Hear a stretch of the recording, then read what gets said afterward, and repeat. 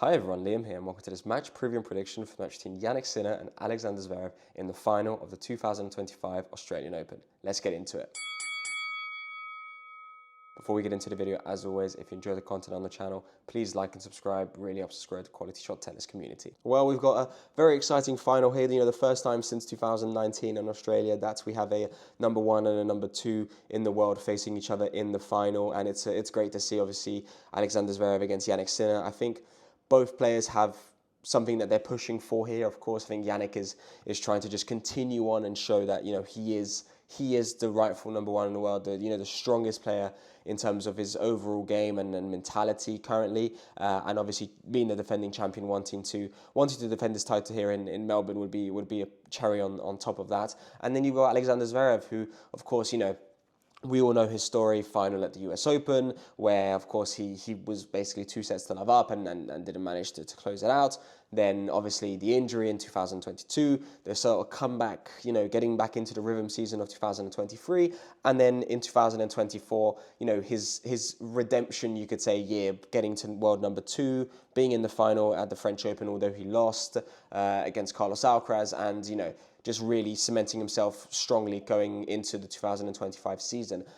This match, although it is Jannik Sinner who's, miles ahead most players, on the tour, it's not going to be as easy as I think people will think coming into it. Obviously, if he was playing Novak Djokovic, or if he was playing, an injured Novak Djokovic, maybe you could say, okay, there's a good chance for him there to take advantage of this, blah, blah, blah. But he's not. Djokovic had to retire after losing that first set against Sasha. And, it was a bit unfortunate that the crowd booed him and everything like that. But, Novak is... He was very good in handling that in the media as well. I think, unfortunately, you shouldn't be booing a 10-time champion of your tournament, especially when we've seen exactly how many injury issues and how many times he's come back from injury issues, especially over the last year. Just Paris and then going into Wimbledon, making the final, not winning the final, but then going back to Paris and winning the gold medal. So you can't really blame him and fault him for retiring. But Zverev, you can't also blame Zverev. Zverev played an incredible first set and managed to come through it. I think it shows that he's become a lot more confident than he was perhaps in 2020, 21 or 22. 23 obviously was just a build-up season, so I don't really count any losses in that season. I don't really count them for him because he was just trying to build himself back up and find his rhythm on the court. 2024 was really where I saw his improvements, and I think against Jannik, who has just been all-round solid, I think he has a very good chance of beating Jannik here. Will he actually do so?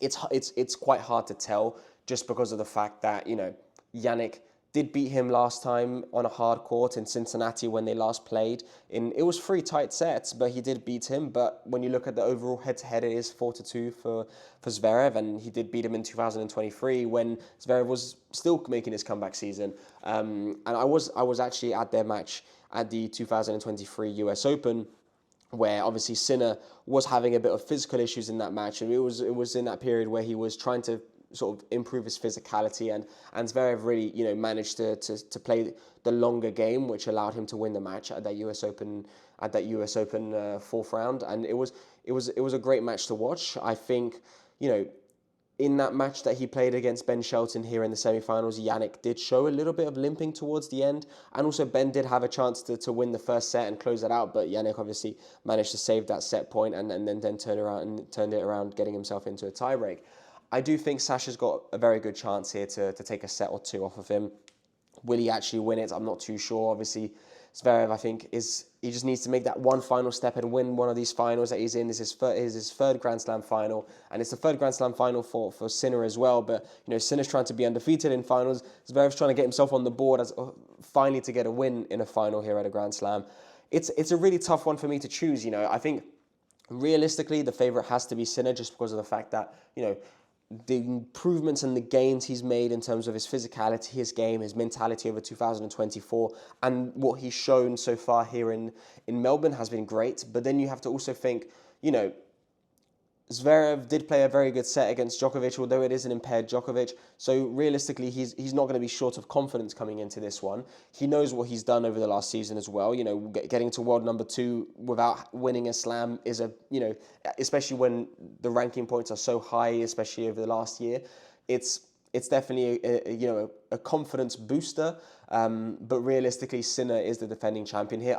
I think he will win it, probably in 4 or 5 sets, more leaning towards the 5-set mark. I think both players are going to push each other to the limits here. But you know what? I would love to see Zverev win the title here. I think it's well deserved if he does. I think it's going to finally tick that thing off of his box, and then it'll realistically, if he wins it, it'll realistically only leave Tsitsipas as one of the players who still needs to win a slam, because Medvedev would have won a slam, Zverev would have won a slam, and it will give a slam to those players who were looking more and more in contention to winning slams before the likes of Sinner and Alcaraz came around. I would love to see Zverev win it, but I think Sinner is going to, and I think he's going to do it in 5 sets. I think it's going to be who manages to take control of the rallies a little bit more, and I think Sinner does that a lot more than Zverev does. Zverev likes to, stay in the rallies and can sort of, grind them out, but Sinner has improved a lot his switch in his game of managing to, change from a passive rally or a defensive rally to just all-out attack, backhand down the line, jumping backhand cross-court, forehand down the line, forehand winner cross-court. He drop shots as well. He started to implement those a lot more in his game. So I think he's got a lot of aspects of his game that can get him through it. So I think Sinner wins this one in 5 sets, but I'm just looking forward to a good final, and I'm happy with either one of the players who wins it.